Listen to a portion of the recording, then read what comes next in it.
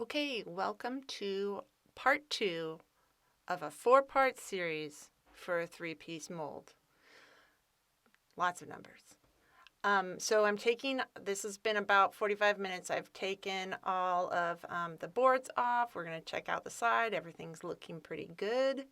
So that's exciting.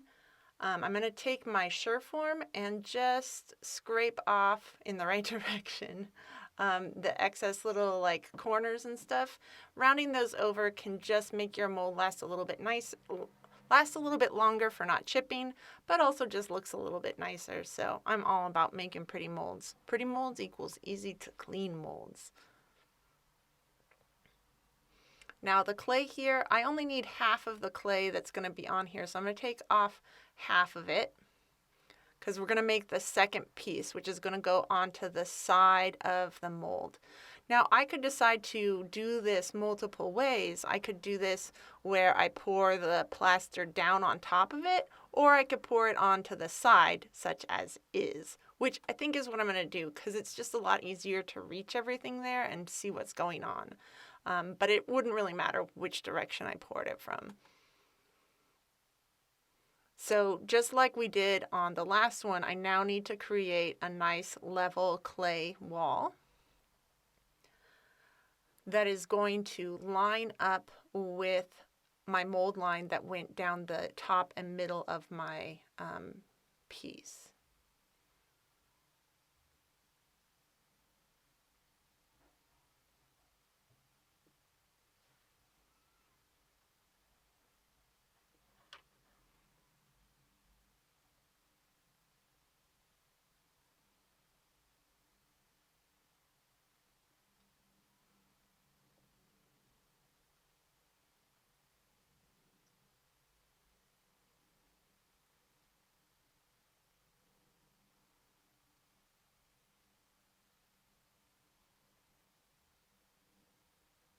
And you can kind of see in the closest areas of my mold, I have a couple of areas that are coming slightly closer to the edge of the mold. And it still has a finger-like thickness there, so I'm okay with that. I could put a little bit more there, but I think overall there's going to be plenty of plaster to keep everything even.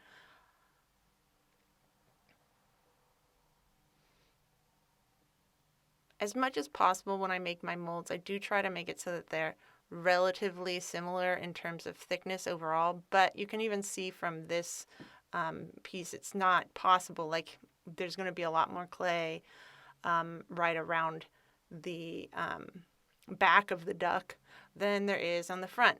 And part of what I'm thinking about during this process is like how much plaster is there that will be able to absorb water. So let's say you have a really thin spot on your plaster where your form is really close to the edge. That little area won't be able to absorb as much water from your slip. And in that process, it can make it thinner than the rest of your piece. So as much as possible, you try to keep it even. The more even you can make it, the better your mold is. So I'm going to give my mold like a B right now. I don't know. It's hot. It's good. Again, if I were to change anything, I'd probably just give a little bit more space onto the back end. I think I did my duck backwards when I was thinking about it. I do want to pay extra close attention to all of these little corners. Again, it's your mold line that really matters in this process. So if you don't have a good mold line, especially at places where you're going to have multiple pieces of your mold coming together, so like right at the base of the duck on those little corners, if those aren't pretty or if they have a pile of clay there, then that means that every mold that I cast after that, I'm going to have to go back and clean up and kind of deal with that sort of funky area.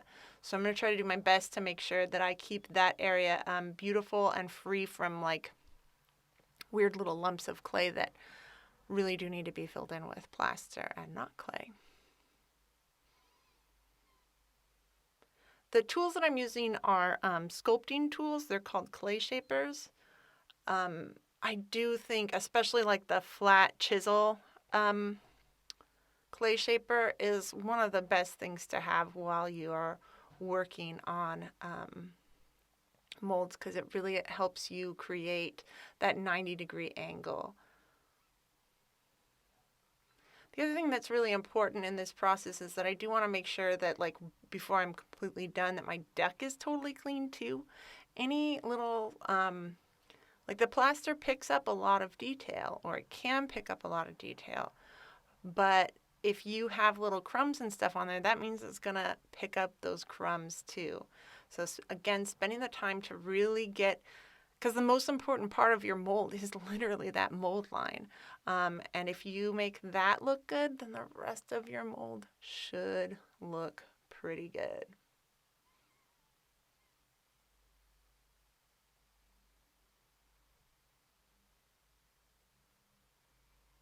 Okay, so now I'm going to put in the little keys for my mold. So I'm just taking my loop tool and pulling that back. You want to make sure that when you make these keys that they are very shallow, okay? You don't want anything too deep, and you want it to all have a really soft curve to it. So nothing that, if you're casting like heavy shadows or something, that's not looking right. So you can see that that has a nice, it's not really deep, but it is large, and it has kind of a smooth transition going out. That'll work a lot better. Like, I see a lot of people just dig down and put these like bolts basically going down into it. And what happens is those end up breaking off. So you want to have something that's going to be difficult to break, but definitely will work to help align your pieces.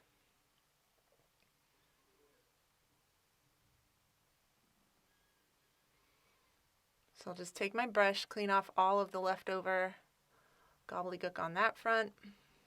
Make sure that my duck is beautiful. I don't even want scum on there. I just want it to be so clean, because it will pick up. If I leave a pool of water on there, it will pick up a pool of water. If I leave crumbs in the cracks, it'll pick that up.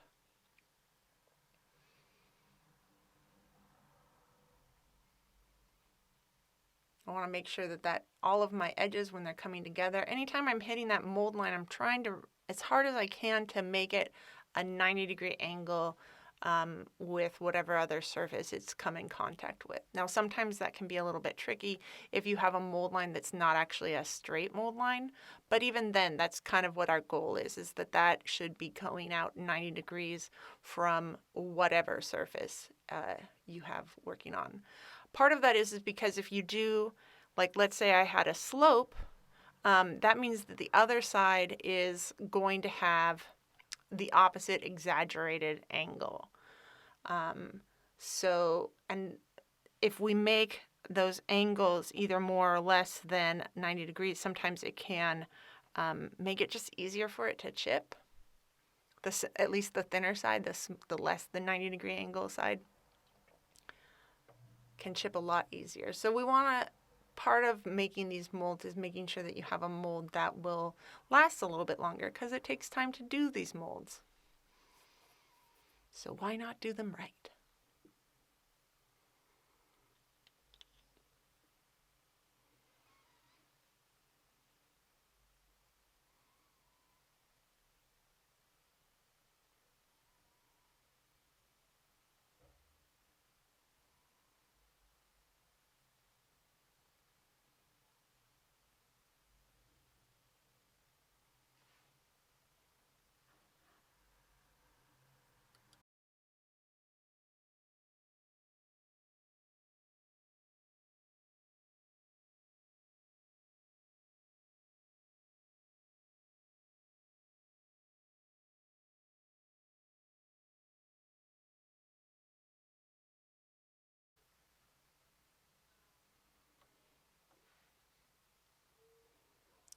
Okay, so now this is looking pretty good. I'm ready to put my boards on. So I'll start by getting everything cleaned up. Make sure that there's like space to do it. And I'll pick up our first board. So remember, it's always going to be that angle goes at the bottom corner. It's always going to be into the corner. I'm going to try to make sure everything is level as possible. And this one, so now I'm kind of figuring out whether or not I need to add clay or take away some clay. So I'm going to take away a little bit of clay. So that way the board sits up perfectly against that edge.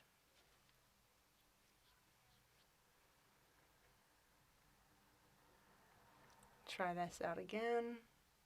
And remember, the angle that has the flange goes into the corner. The flange always goes into the corner.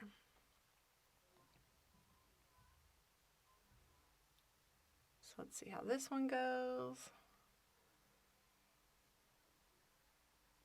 As much as possible, I try to make these like square, but it can distort a little bit. So I try to keep it even, but it's not the end of the world if it doesn't.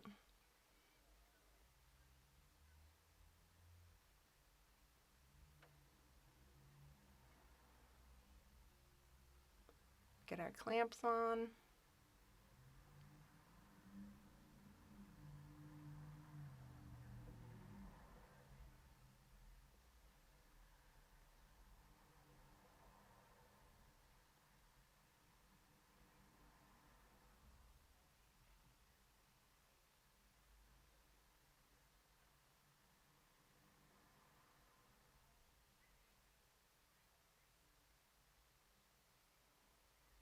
All right, so now we get to go back and just like what we did in our part 1, at the end of that, we have to make sure that there's not a gap between the walls of my cottle boards and that slab of clay, because we don't want that to leak there. And again, trying to maintain a really clean line, kind of as close to 90 degrees as I can get it. Doesn't matter so much on the outside edge. The 90 degree thing measures a lot right at your mold line that's touching the surface of your object. But otherwise, over on the side, not as much, but I still try to keep it really close, that curve or any sort of transition, really close to the wall. So most of the time it's just that I'll put in a little coil, especially if there's a gap that I need to fill. And then again, using that chisel tool, just smoothing that out and trying not to muck up the surface of the piece that I already worked a while on to get it to be pretty.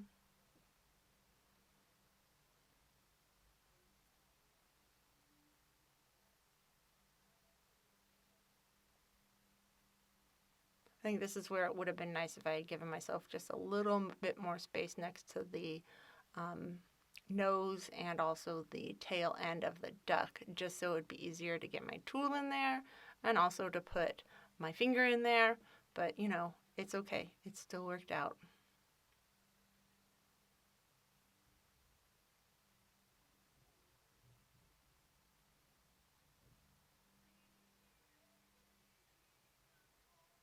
Okay, so now what I'm doing is I'm getting a little bit of a little bit of mold soap onto my piece. The only place that I actually need to put the mold soap in this particular mold is on the plaster. The plaster isn't going to adhere to non-porous surfaces, which is the cottle board and the duck and the clay. The plaster will release from all of those, but where the plaster isn't going to release from is from the other piece of plaster. Plaster will definitely stick to plaster because plaster is porous. So I want to make sure that I get a good coat of that on there and then go back and kind of like buff it off so that it should still feel slick, but without, but we don't want to have any pools of water, or not pools of water, but pools of the mold release. So make sure that you buff that down and buff it down over your over your object too, if you do have it on your object. And then when I'm pouring, I'm just pouring very slowly, especially over the areas where there's like kind of cracks or smaller things. And if generally this is how I can keep, I haven't had too much of a problem with air bubbles in my molds. So I don't work too hard at getting rid of them, other than the fact that I will go in and kind of, if I can, just lightly go over the surface either with my finger or a brush to just make sure that I don't have any bubbles that are stuck to the surface of my piece.